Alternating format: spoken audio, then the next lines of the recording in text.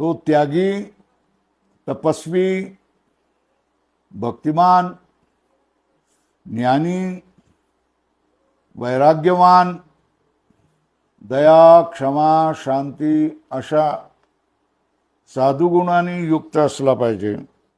संपूर्ण देशामधूनही कोणीही याच्यासाठी आवेदन करू शकतो.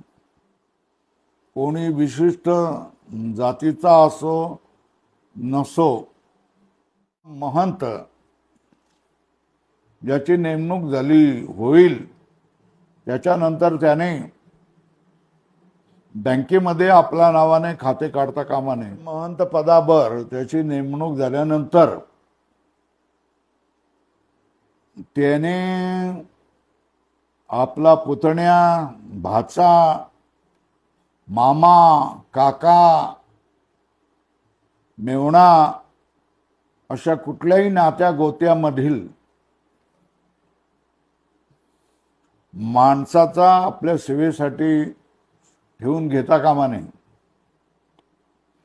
किंवा संस्थेच्या ज्या वेगवेगळ्या शाखा आहे तिथे आपल्या नातेसंबंधामधल्या लोकांची नेमणूक त्याने करता कामा नये. आल्यानंतर शेअरमध्ये गुंतवणूक, पतपेढीमध्ये गुंतवणूक, पोस्टामध्ये गुंतवणूक, प्लॉट घेणं, बंगला बांधणं,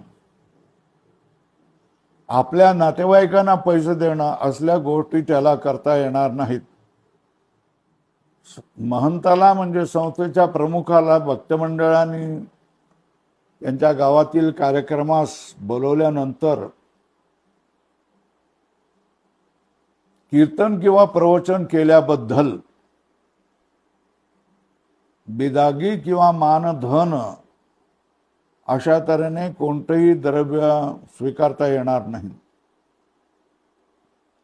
पण तरीही त्याला धर्मप्रचार हा करावा लागेल.